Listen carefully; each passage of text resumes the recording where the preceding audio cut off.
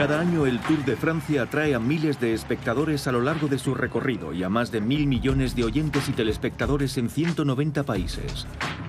Un clásico entre el Barça y el Real Madrid reúne a 400 millones de aficionados en todo el mundo. En Estados Unidos, la Super Bowl, la final de fútbol americano, supera todos los índices de audiencia con 110 millones de espectadores. El deporte se ha convertido en el espectáculo más popular de la televisión. ¿Pero sabemos realmente lo que ocurre al otro lado de la pantalla? ¿Cómo trata la industria de los espectáculos deportivos a los deportistas durante y después de su carrera?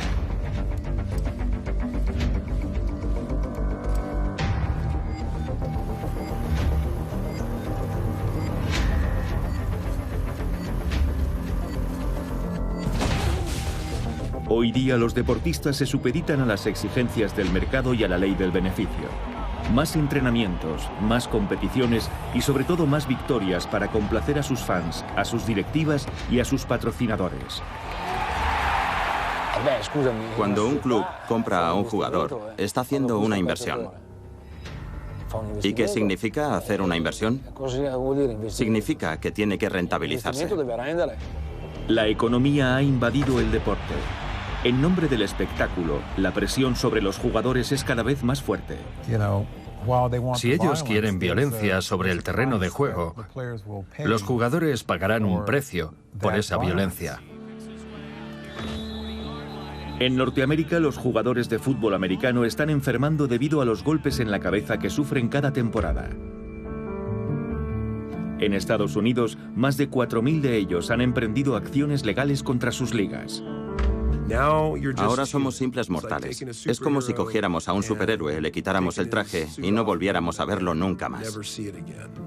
Los jugadores viven en el presente. No piensan en qué ocurrirá dentro de 10 o 30 años. En Italia y en Francia, lejos de los estadios y las cámaras, jugadores de fútbol y otros deportistas han tenido un destino muy distinto al de sus sueños de campeones. En Alemania, hijos de nadadores nacen con malformaciones. Pagan el precio del dopaje impuesto por el Estado a sus padres. Los funcionarios sabían a lo que nos estaban sometiendo y conocían los efectos secundarios de aquellos productos. Pero les daba igual, y eso es lo que no puedo comprender. Ávida de hazañas, de récords, de palmarés, la industria del deporte se ha vuelto implacable. ¿Cómo ha llegado a esto?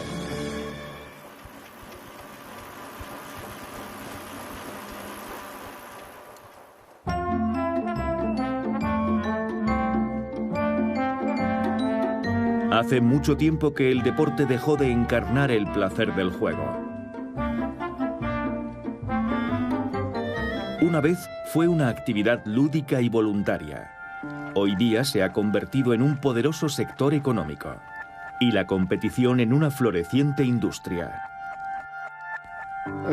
El deporte beneficia a todos los actores económicos que de alguna manera han invadido las canchas y los estadios, es decir, los accionistas, patrocinadores, fabricantes de equipación, las cadenas y emisoras, que han creado una especie de cadena de intereses económicos de la que se espera una rentabilidad. El deporte se ha convertido en una importante fuerza económica. 700.000 millones de euros en ingresos globales anuales, el 3% del comercio mundial. Un mercado equivalente a la industria del automóvil que descansa sobre los hombros de varios miles de deportistas profesionales en cada país. Los deportistas están sometidos a una exposición cada vez mayor, como iconos planetarios que encarnan todos los valores de nuestra época: la juventud, el éxito y la fama. Pero ¿cuál es el precio que hay que pagar para llegar a la cima? ¿Hasta dónde deben llegar para alcanzar el reconocimiento supremo? ¿Y qué ocurre cuando descienden de los podios? Futbolistas, gimnastas, tenistas, hoy cuentan con la perspectiva necesaria para describir el sistema deportivo y las consecuencias que ha tenido en su vida y en su salud. Esta historia comienza el día que su carrera concluye. A veces siento celos de los artistas que cantan durante toda su vida o interpretan papeles durante toda su vida. Es horrible. Nosotros no tenemos nunca esa oportunidad. En un momento determinado estamos obligados a abandonar nuestra pasión porque envejecemos. Cuando juegas contra chavales de 20 años y tú tienes más de 30, aunque tu experiencia habla por sí misma, te das cuenta de que pueden saltar más alto, correr más y son más fuertes que tú. No te lo ponen fácil y, sobre todo, tú no eres capaz de defenderte. Entonces, es cuando te dices que tu carrera tiene que acabar cuanto antes.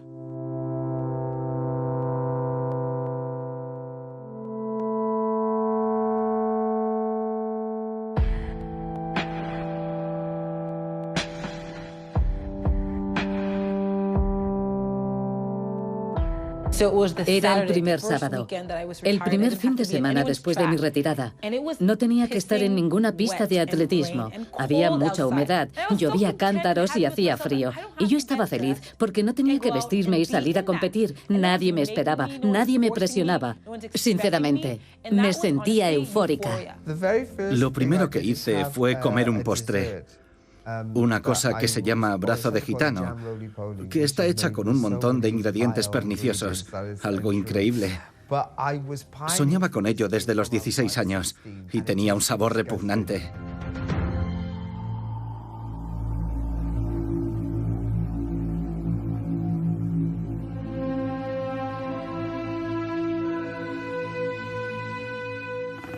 Yo comía, dormía y respiraba gimnasia. Todo lo que hacía en mi vida cotidiana tenía un impacto en mi sesión de entrenamiento del día siguiente y ahora ya no. Eres una estrella, ganas mucho dinero y de repente todo se disipa, se acabó.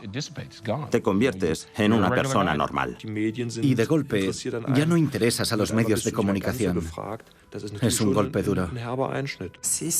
Es muy duro para una persona. Es como si de repente un actor que un día se encuentra en la cima de su éxito, al día siguiente está sin trabajo. Es un shock durísimo.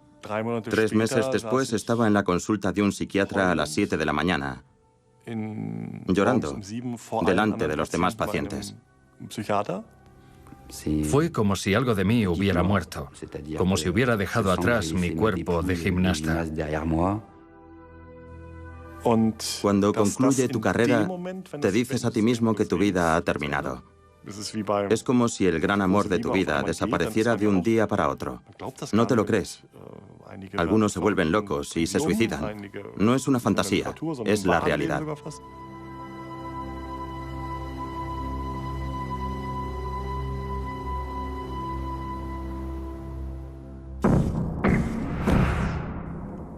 Pierre Quinon murió ayer. Fue el primer campeón olímpico francés de salto con pértiga en los Juegos Olímpicos de Los Ángeles en 1984. Se retiró 6 años después. Ayer se quitó la vida. Tenía 49 años.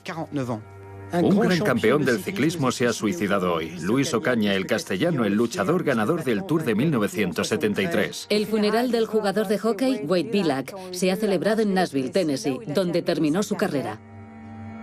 La lista de atletas con finales trágicos es larga. El futbolista galés Gary Speed. El estadounidense Antonio Pettigrew, medalla de oro de los 400 metros. El venezolano Edwin Valero, campeón del mundo de boxeo. El ciclista belga Dimitri Defoe y muchos otros. Lo han dado todo. Su sacrificio ha sido total. Y se quedan vacíos después de dar todo lo que se les ha exigido. El shock es fortísimo. Han alcanzado grandes logros y de repente se preguntan, ¿y ahora qué?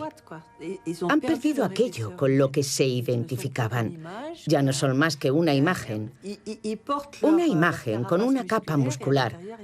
Pero dentro no hay nada, el vacío. Y si dan el paso siguiente y acaban con su vida, es porque de alguna manera se encuentran en un estado de muerte física y espiritual.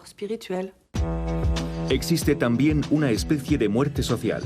Mientras está en activo, el deportista es una persona mimada, rodeada de gente. A su alrededor puede haber hasta 20 profesionales diferentes, dedicados a mejorar sus resultados y a recuperarlo de su esfuerzo. Entrenador, cuidador, fisioterapeuta, masajista, acupuntor, médico, psicólogo, nutricionista, cocinero, agente.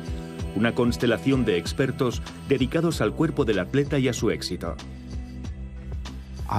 Yo adoraba mi cuerpo. Cuando estás entrenando, cuando tu vida gira en torno al entrenamiento, tienes un aspecto increíble. Así que en mi caso, lo que más echo de menos actualmente es mi cuerpo. Siempre que entraba en el estadio de San Siro, me sentía como un gladiador. No tenía miedo a nadie y podría haberme enfrentado a cualquier adversario. El subidón de adrenalina que tienes cuando entras en el terreno de juego, en la Liga de Campeones, en estadios con 30, 40, 70.000 espectadores, eso no se puede comprar en ninguna parte. Tienes la sensación de que vuelas. Es como si te pusieras unas alas y echaras a volar. Te sientes en absoluta plenitud. Es un sentimiento de felicidad absoluta. Te gustaría parar el tiempo y que se detuviera ahí. Tu padre tiene ese brillo en los ojos. Tus amigos están allí. Todos compartiendo ese momento. Es una experiencia extraordinaria. Y realmente no se me ocurre nada comparable. Tal vez el nacimiento de un hijo tuyo, pero en la vida cotidiana encontrar algo así es bastante complicado.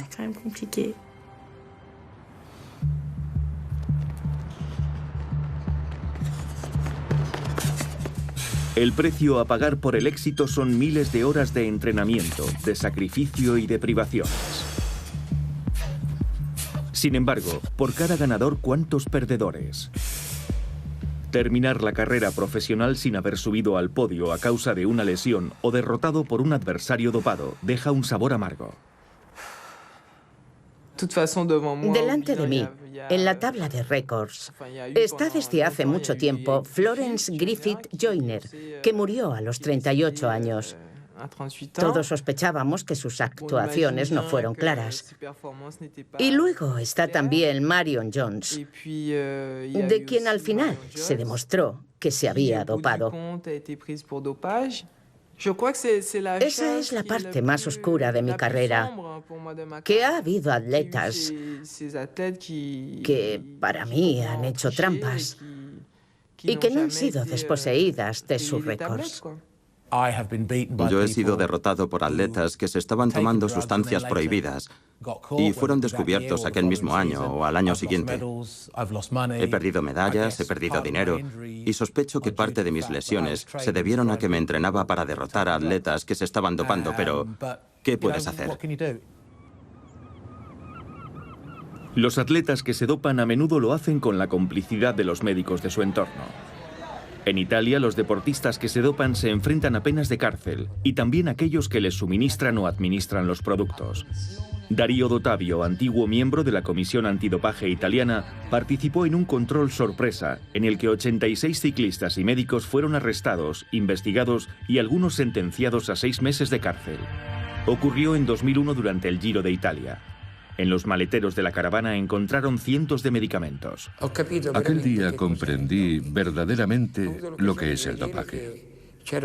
Tuve la oportunidad de comprobar que los equipos técnicos que acompañaban al Giro de Italia tenían una farmacia ambulante con medicamentos autorizados y medicamentos prohibidos. Pero jamás habría imaginado que para conseguir aquel rendimiento era necesario recurrir a una medicalización tan sofisticada. Aquella intervención puso de manifiesto la influencia de la medicina en el cuerpo y el rendimiento de los ciclistas, una bioquímica convertida en esencial para afrontar el ritmo sobrehumano de los horarios de competición. ¿Quién es el verdadero campeón? ¿Es el atleta? ¿O el personal médico y clínico que ha confeccionado a ese atleta? La medalla, ¿a quién se la damos? ¿Al atleta? ¿A los médicos? ¿A los dos? ¿Montamos 2 podios? Es totalmente repugnante.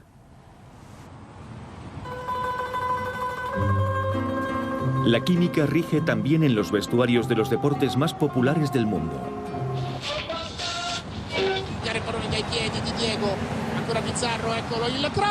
Exfutbolistas padecen cánceres relacionados con las sustancias que ingirieron en el transcurso de sus carreras. Este hábito fue revelado por el fiscal general Raffaele Guariniello. En 1998, este especialista en salud laboral empezó a investigar el mundo del fútbol después de que saliera a la luz que en la Juventus de Turín se habían utilizado 281 tipos diferentes de medicamentos. Utilizando los álbumes de Panini, Guariniello contactó con unos 24.000 jugadores retirados de primera y segunda división y descubrió que 600 de ellos estaban enfermos y decenas habían fallecido por causas sospechosas. Gianluca De Ponti jugó de delantero centro en una decena de clubes.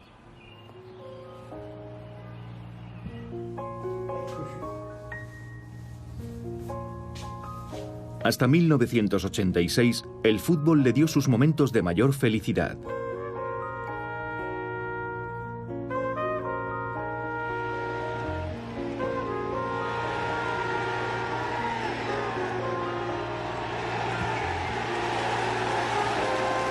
Tras concluir su carrera en Primera División, le diagnosticaron un tumor cerebral mientras trabajaba como entrenador. Aquí me falta un hueso. Tengo parálisis parcial y problemas con la pierna izquierda y con la vista.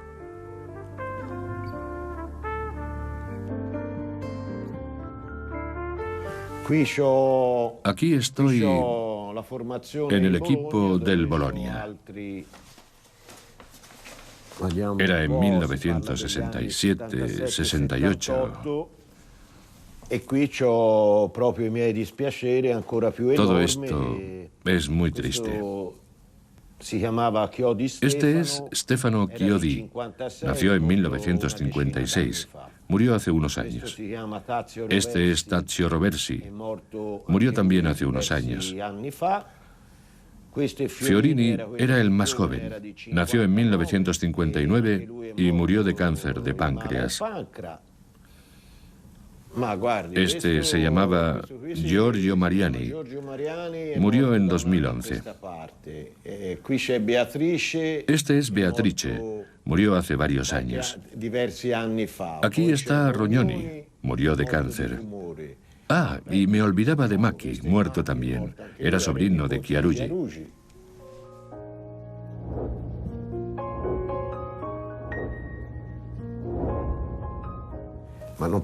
Después de 30 o 40 casos, ya no puede ser casualidad. En tan solo 20 años no es posible.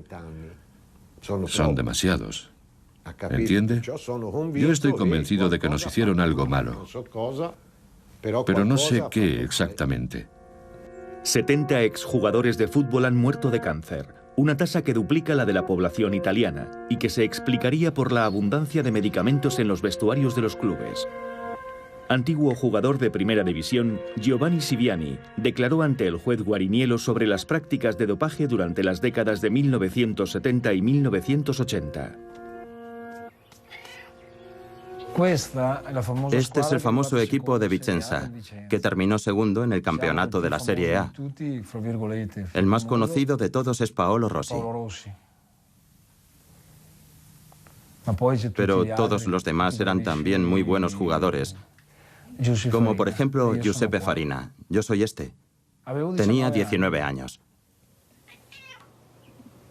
Según él, las inyecciones intravenosas eran habituales antes de los partidos. Recuerdo los viales blancos sin etiquetas. Preparaban cócteles de medicamentos. El efecto era casi inmediato. Incluso tenía que jugar con una fractura o con una distensión en el ligamento lateral interno. ¿Tú tienes confianza en tu médico o en tu masajista? Porque normalmente un desgarro muscular tarda 3 semanas en curarse. Así que si te curaban en 3, 4 o 5 días, pues confiabas en ellos. Pero lo que no sabías realmente era si lo estaban haciendo en tu propio beneficio o en el suyo. Otros exfutbolistas han declarado también que les administraban inyecciones. En el AS Saint-Étienne en la década de 1970, en el Olympique de Marsella en la década de 1990 o en la selección de Alemania en el Mundial de 1986. aunque solo parece haber producido tal cantidad de cánceres y enfermedades vasculares en los deportistas italianos. Sin embargo, la justicia no pudo desvelar el contenido de los viales. ¿Es posible todavía ser un atleta de alta competición sin depender de los médicos y los medicamentos?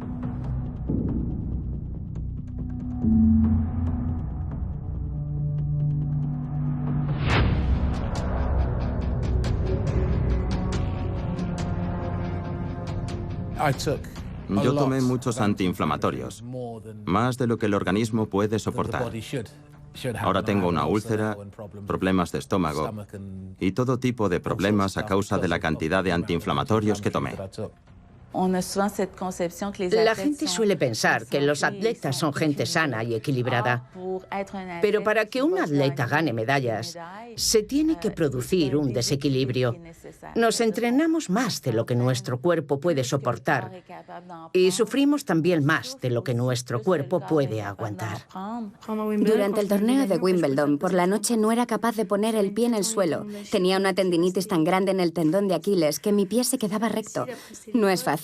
Luego fue el hombro, la espalda, las caderas, un poco de todo, los músculos abdominales. Es una tortura, porque empujas tu cuerpo al límite de lo imposible. No es humano. Vemos a muchos atletas vomitar, intentando por todos los medios recuperarse para poder levantarse al día siguiente y pasar por todo ese suplicio de nuevo. Obligados a entrenar más duramente y durante más tiempo. Sometidos a calendarios de competición más saturados, los deportistas soportan un sufrimiento que el público desconoce. Participar en competiciones y partidos constantemente, sin tiempo para recuperarse, es malo para el atleta, para la disciplina y para la calidad del rendimiento. Echamos cuentas y durante el año olímpico disputamos cerca de 100 partidos. Teniendo en cuenta el número de días que tiene un año y la preparación necesaria para aquel ritmo de partidos, el esfuerzo sobrepasa claramente lo tolerable. Deberíamos preguntarnos, ¿podemos exigirle eso a un deportista? Pero estás comprometido por un contrato, así que continúas. El patrón es muy claro. El traspaso ha sido importante, se ha gastado mucho dinero, el jugador está cansado o lesionado y la prensa mete un poco de presión para que la inversión llevada a cabo genere una rentabilidad. De manera que no te dejan que te recuperes al 100%. Regresas demasiado pronto, no estás listo e inevitablemente te lesionas. Es lógico.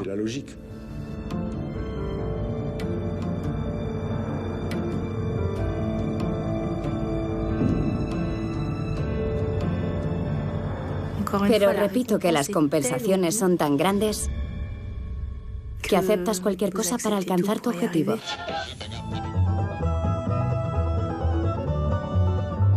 En Norteamérica, los efectos secundarios de las profesiones deportivas se han convertido en una cuestión de salud pública.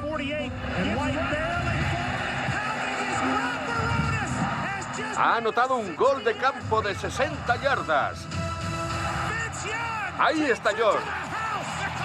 Y anota el tanto. A pesar de llevar casco y hombreras, un jugador de fútbol americano recibe entre 1000 y 1500 golpes en la cabeza cada temporada.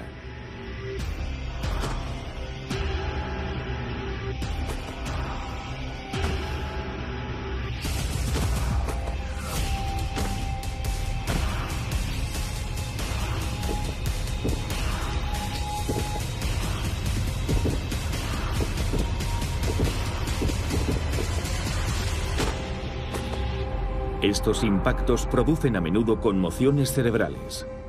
Una conmoción es un golpe en la cabeza o una onda de choque que se propaga desde el tórax a la cabeza si has recibido un golpe en el tórax como consecuencia de un placaje, por ejemplo en un partido de fútbol americano o de rugby. En ese momento el cerebro se desplaza de atrás hacia adelante y es ese desplazamiento del cerebro el responsable de la conmoción, que luego conduce a trastornos neurológicos. Los trastornos neurológicos pueden manifestarse como problemas de visión, vértigo, pérdida de memoria, que a veces se agravan una vez concluida la carrera. A la larga existe el riesgo de desarrollar enfermedades como la demencia, el Alzheimer o el Parkinson. Seguir jugando con una lesión cerebral ocasionará futuros problemas.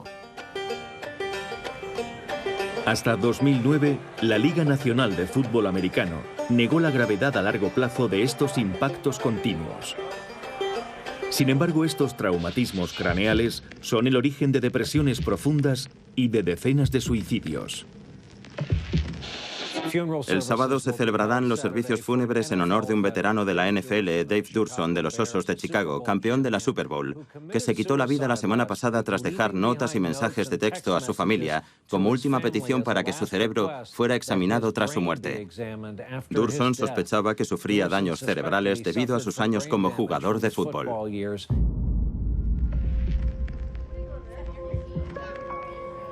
Kyle Turley ha decidido también donar su cerebro a la ciencia. Antiguo tackle ofensivo de los Santos de Nueva Orleans, Kyle contempló la idea del suicidio hace algunos meses. Desde entonces, su mujer guardó su arma de fuego en una caja fuerte.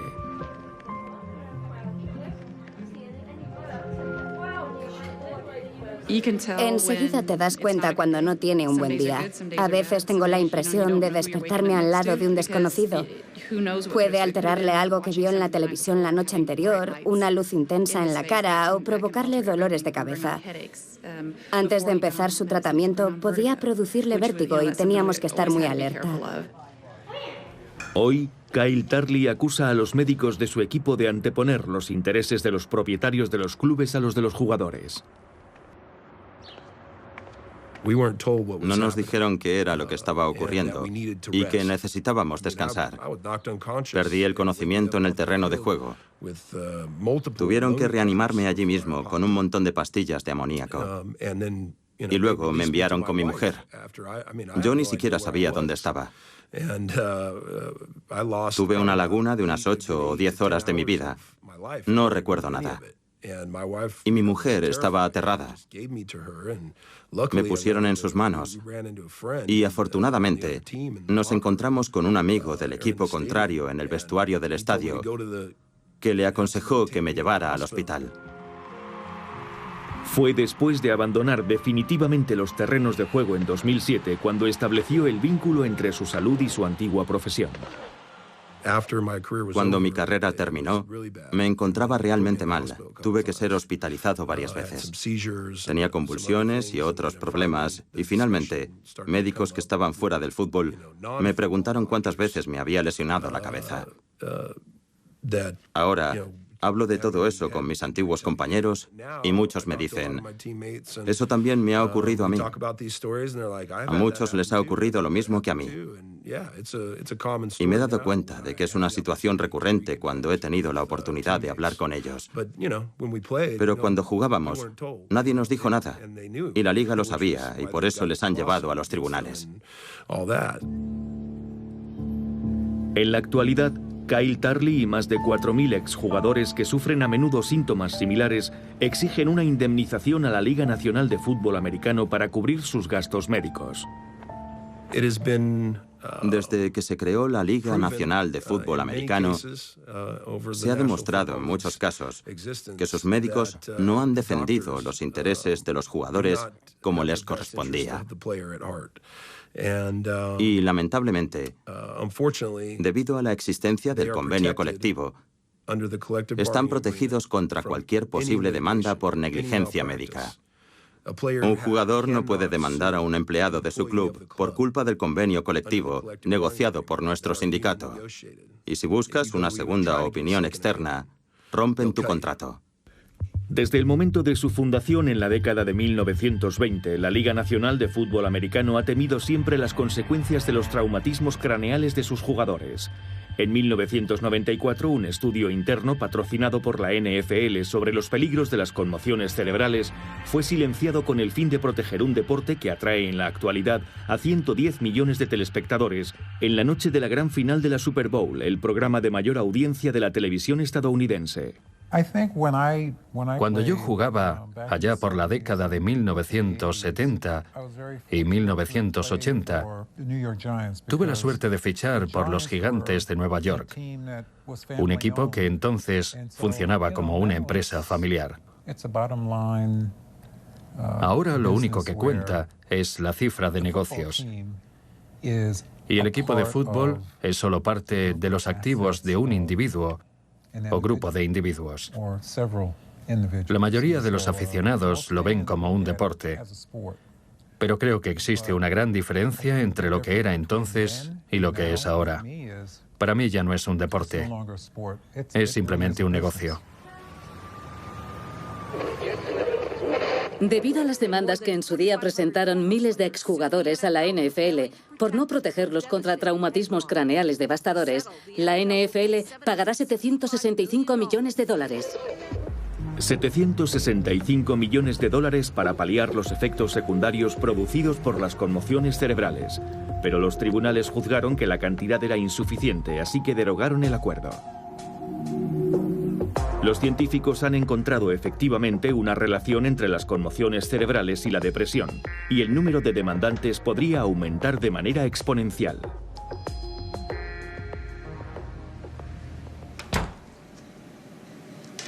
Lily Asrati es neuropatóloga. Realiza autopsias de cerebros legados por antiguos atletas antes de suicidarse o donados por sus familiares. Desde comienzos del año 2000, investigadores norteamericanos han estudiado decenas de cerebros. Este es el cerebro de un atleta, concretamente de un jugador de fútbol americano. Después de retirarse, cuando tenía unos 50 años, comenzó a tener problemas neurológicos. Para descubrir la causa de la enfermedad, deberá inspeccionar las regiones más profundas del cerebro. Observando este cerebro sin conocer su historial médico, puedo decir que muestra signos de algún tipo de degeneración. El pigmento es mucho menos pronunciado en esta región, conocida con el nombre de sustancia negra. Esto indica que probablemente sufría una pérdida celular importante a este nivel. Estas pérdidas celulares podrían explicar la incidencia de la depresión en muchos atletas. A menudo la depresión se ha desligado de la profesión de un boxeador o de un deportista y de las conmociones cerebrales que sufrieron durante su carrera profesional. Se pensaba que eran dos cosas diferentes, sin relación entre sí, pero poco a poco ha calado la idea de que probablemente se trata de una consecuencia de los traumas cerebrales que sufrieron. El primer signo pueden ser problemas de comportamiento, a veces conductas violentas, falta de juicio y problemas psiquiátricos como depresión maníaca, psicosis y patologías por el estilo. Y también tendencias suicidas. La investigadora va a analizar ahora muestras de tejido tomadas en un deportista que se suicidó en el año 2011.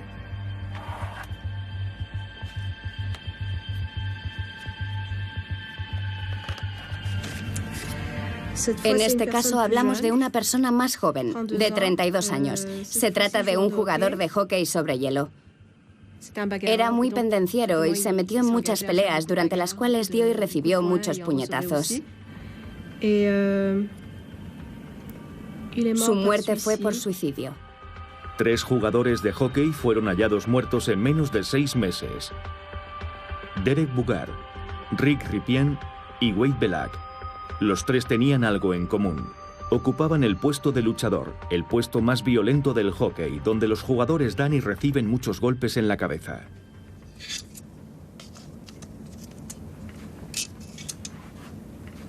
Lo que veo es que en la región superficial del córtex cerebral hay muchas neuronas llenas de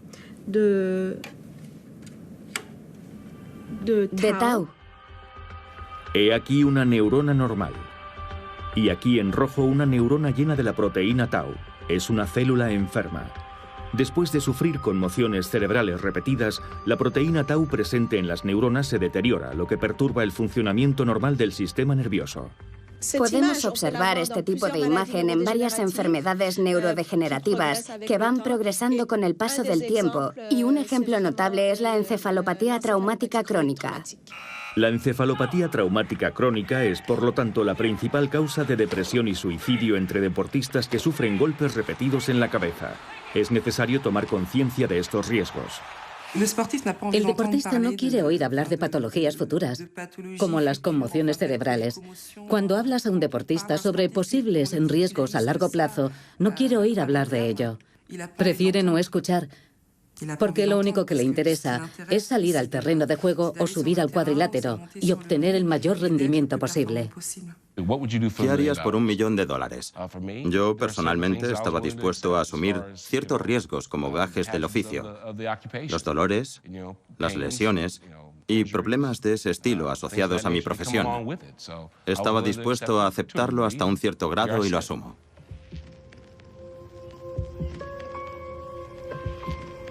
En Italia, el fútbol se ha visto también afectado por una enfermedad neurodegenerativa.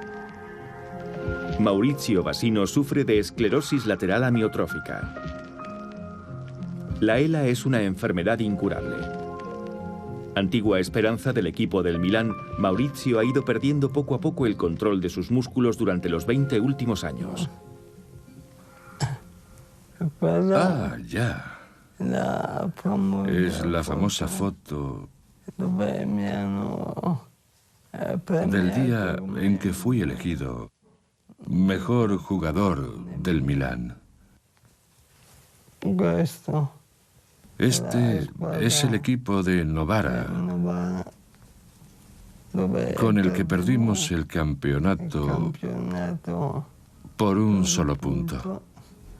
El excentrocampista anhelaba emular la carrera de su ídolo, Platini, a quien conoció durante un amistoso. Yo sentía fascinación por Platini. Le conocí una vez. También conocí a Maradona.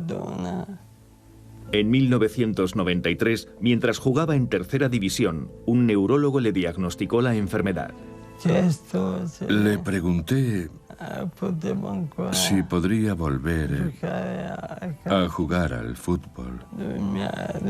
Y él me contestó secamente, con absoluta frialdad, que iba a acabar en una silla de ruedas. Saber que en poco tiempo no serás capaz de comer por la boca, hablar o moverte es terriblemente frustrante.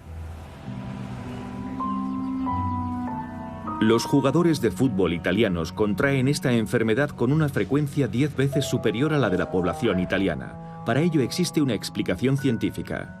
Estudios recientes realizados por el Instituto Mario Negri muestran que microshocks repetidos sobre la columna cervical suelen ser un factor determinante en el desencadenamiento de la enfermedad. En el fútbol, estos microimpactos provendrían del juego de cabeza y el abuso de medicamentos podría ser un factor agravante. Muchos de estos exdeportistas dijeron haber tomado analgésicos y medicamentos antiinflamatorios para paliar los dolores o evitar calambres. Estos medicamentos no se consideran dopantes, pero consumidos en grandes cantidades podrían haber contribuido a su enfermedad. 50 jugadores de fútbol italianos han muerto a causa de la ELA aproximadamente una década después de finalizar su carrera deportiva. El más conocido era un exdelantero estrella de la Fiorentina. Stefano Borgonovo jugó en el equipo del ilustre Roberto Baggio. Murió en junio de 2013. Toda la ciudad de Florencia se dio cita para rendir homenaje a Stefano Borgonovo. Organizaron un partido en el que participaron todos los exjugadores de la Fiorentina, entre ellos Roberto Baggio, que empujó su silla de ruedas. Todos los florentinos sentían un gran afecto por él. Y al ver como uno de sus héroes, que los había entretenido cada domingo, caía abatido por la enfermedad, el público realmente se enamoró de él. Creo que el público acepta estas cosas porque quiere que el espectáculo continúe. Exigen 3 partidos a la semana y quieren ver un juego rápido, acorde con el ritmo de la sociedad. Toda una generación fue víctima sin saberlo. Los jugadores fueron utilizados como conejillos de indias. No todos los clubes se involucraron en estas prácticas, pero algunos de ellos sí. Existen, de hecho, varias generaciones de víctimas. Los deportistas y, en ocasiones, sus hijos. 7 jugadores de fútbol de Argelia que participaron en las Copas del Mundo de 1982 y 1986 tienen hijos con discapacidad mental. Hoy denuncian al médico que les suministraba píldoras amarillas antes y después de cada partido. Era un médico ruso formado en métodos de dopaje soviéticos. En la antigua República Democrática de Alemania, la RDA, las deportistas atletas dopadas por el Estado tienen hoy un 32% más de probabilidades de sufrir un aborto que una mujer normal. Un 6% de sus hijos nacen con discapacidad mental y un 10% han nacido con alguna deformidad.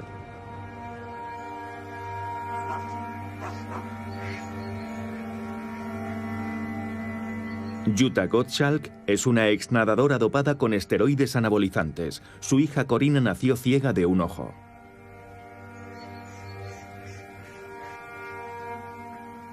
Nací con glaucoma y cataratas en el ojo derecho y tengo un 20% de visión, de modo que solo distingo la luz y la oscuridad.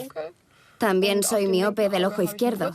Como el glaucoma y las cataratas aumentan la presión intraocular, sufro a menudo dolores de cabeza. Me han sometido a varias operaciones de láser para tratar de aliviar la presión intraocular. Cuando nació Corina, yo no sabía cuál era el origen de sus males y ya era bastante duro de soportar, pero cuando lo comprendí fue terrible. Entre los 10 y los 14 años, Jutta fue sometida al programa de entrenamiento intensivo de natación de la antigua RDA, con el que Alemania Oriental cosecharía 11 medallas en los Juegos Olímpicos de 1980. La medalla de oro es de 1979. Fui campeona alemana de mi categoría, las nadadoras nacidas en 1975. Las otras 2 son las primeras medallas que gané después de que el dopaje comenzó a surtir efecto.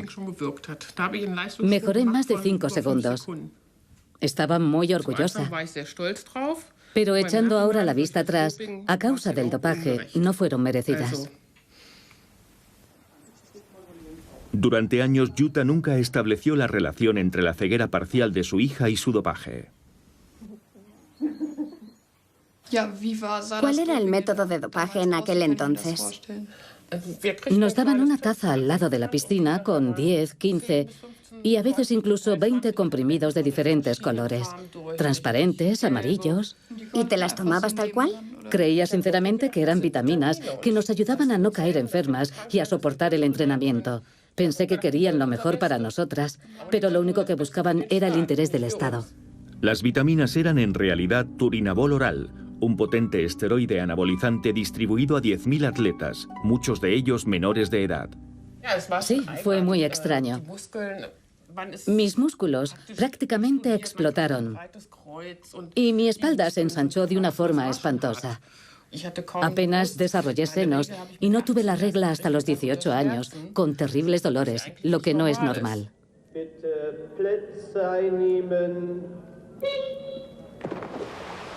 A veces nos ponían un goteo intravenoso y 2 veces al año nos daban electroshocks en los brazos y en las piernas.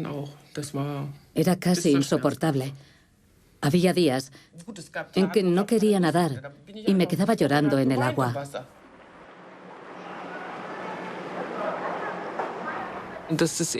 Era un sistema dictatorial que Realmente nos ponía a prueba. Nuestro entrenador era un alcohólico que en otra época había trabajado construyendo máquinas. Y así es como trataba el cuerpo de las mujeres. Construía máquinas. Para mejorar nuestro rendimiento, hacíamos ejercicios de entrenamiento brutales, como saltar alrededor de todo el gimnasio cargando hasta 100 kilos en pesas. No era muy saludable. Mi rodilla todavía me lo recuerda. Estos traumas físicos se anclan a tu cuerpo y hay que recorrer un camino muy largo y muy duro para liberarse de ellos, para reconciliarse con uno mismo después de haber sufrido tantos abusos y tanta violencia. El dopaje es en realidad una forma de violencia.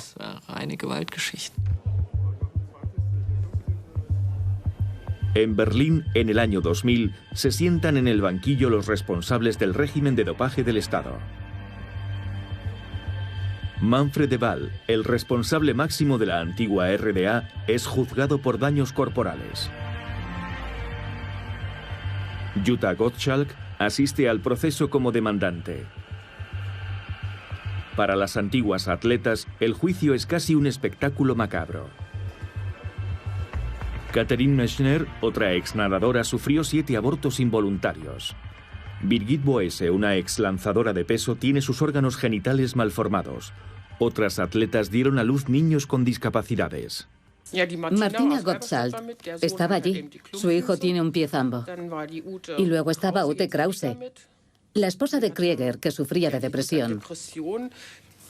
Y Heidi Krieger, convertida hoy en Andreas, se sometió a una operación para cambiar de sexo.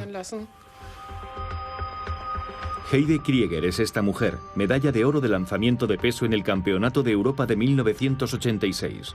Las dosis masivas de anabolizantes y hormonas masculinizaron su cuerpo. Aquí podemos verla durante el juicio después de haberse sometido a varias operaciones para completar su transformación de género. ¿A cuánto les condenaron?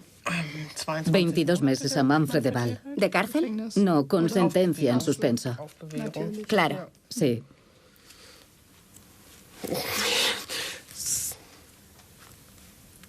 Sigue siendo una gran decepción. Nunca recibimos la menor disculpa. Era lo mínimo que esperábamos las deportistas, al menos durante el juicio. Pero no, ni una sola palabra. Eso es lo que más me duele.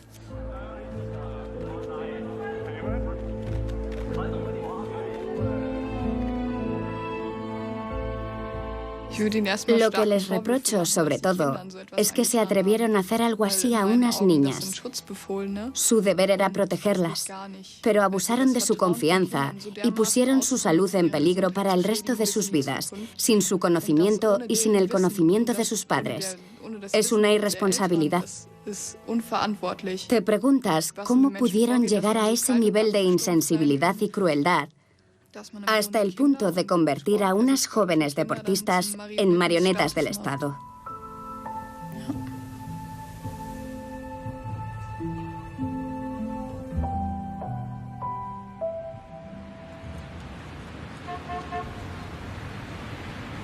En 2006, 184 exatletas fueron indemnizados por el laboratorio que fabricó los anabolizantes. Entre ellos estaba la ex-lanzadora de peso Heidi Krieger, ahora Andreas Krieger. Andreas ha devuelto la medalla de oro, pero su récord sigue vigente en los registros oficiales del atletismo. Hoy denuncia la actitud de algunos organismos deportivos que no han anulado los récords obtenidos con la ayuda del dopaje. Lo que el público no comprende es que está pagando por un espectáculo que es una farsa, porque tales niveles de rendimiento no se consiguen limpiamente. Y sin embargo aplauden a esos héroes. ¿Quién engaña a quién? ¿Quién es el farsante? ¿El atleta o los aficionados que se dejan engañar?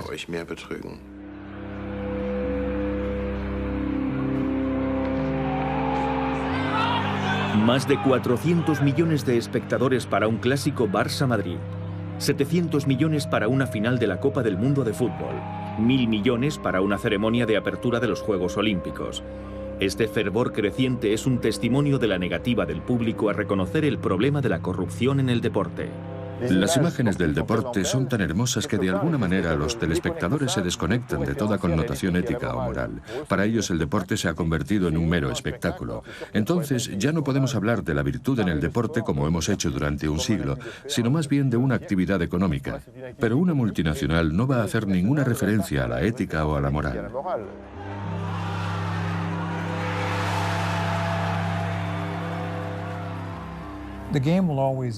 El deporte existirá siempre, lo queramos o no, porque siempre habrá gente que querrá ver su fútbol y no quieren que nadie venga a cambiarles su deporte. Y por otro lado, siempre habrá deportistas que querrán jugar impulsados por el incentivo económico, es decir, el salario que perciben por jugar.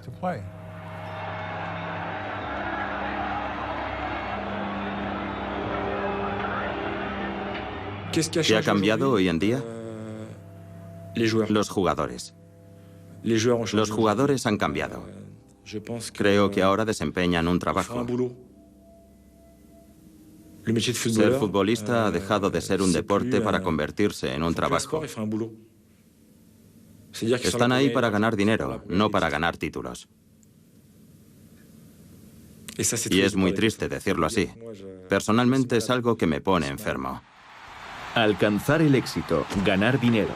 El incentivo económico se ha vuelto tan grande que los jugadores están dispuestos a correr riesgos con su salud, puesto que sus sueldos varían en función del éxito o del fracaso. Cuando ganas 20 millones de dólares al año, se espera de ti un rendimiento a la altura de esos 20 millones. Cuando el salario de un deportista alcanza las 7 cifras, todo lo que hace adquiere una enorme relevancia. Hay tanto dinero en juego que tienes que estar absolutamente afinado técnicamente, hasta el punto de que apenas tienes margen de error. Al menor paso en falso, otro jugador ocupará tu lugar.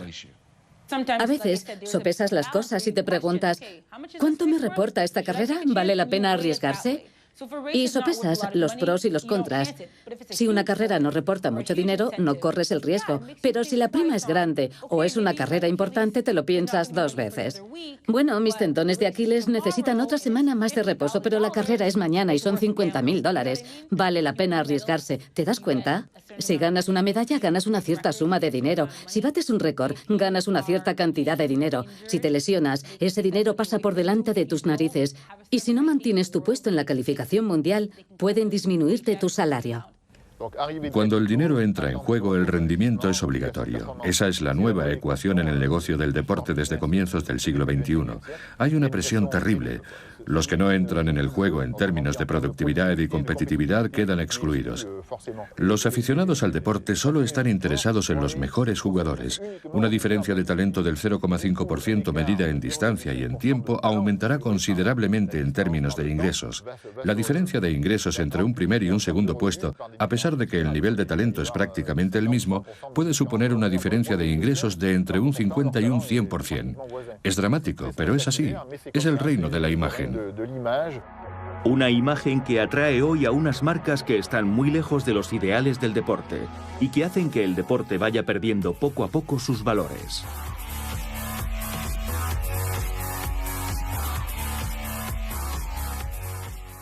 He comprendido que un deportista es un producto. Nos venden, nos utilizan, nos desarrollamos y progresamos en nuestra profesión. Y cuando nos llega el declive, obviamente ya no se puede obtener el mismo provecho de nosotros. Así que finalmente nos dicen gracias y adiós. Y se acabó.